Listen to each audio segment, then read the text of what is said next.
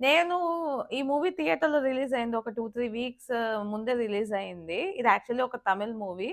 Release అయినప్పుడు నేనేంటంటే, ఆ 'సిరై' అని ఏదైతే పోర్షన్ చూపించారో అంటే జైలు బాబోయ్! మళ్ళీ జైలు కష్టాలు చూపిస్తారు. జైల్‌లో ఈ క్రుయాలిటీ ఇవన్నీ చూపిస్తారు. మన వల్ల కాదు అన్న ఒపీనియన్‌లో నేనసల మూవీ మీద ఇంట్రెస్ట్ చూపించలేదనమాట. కాపోతే ఇప్పుడు ఓటీటీలో వచ్చింది. ఓటీటీలో చూసాక నాకనిపించింది. అయ్యో! నేనెందుకు మిస్ అయిపోయాను.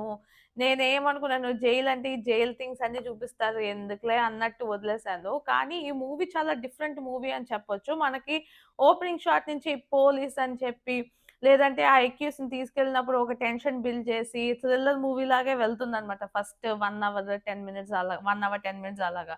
సో, అదంతా అలా ఉంటే, దాని తర్వాత మళ్ళీ సడెన్‌గా టర్న్ తీసుకుంటుంది. ఒక టర్నింగ్ పాయింట్ అంటారు కదా! అలా టర్న్ తీసుకొని ఒక లవ్ స్టోరీ వైపుగా వెళ్ళినట్టు వెళ్తుందనమాట. ఒక ఎమోషనల్ డ్రామా క్రియేట్ చేస్తది సెకండ్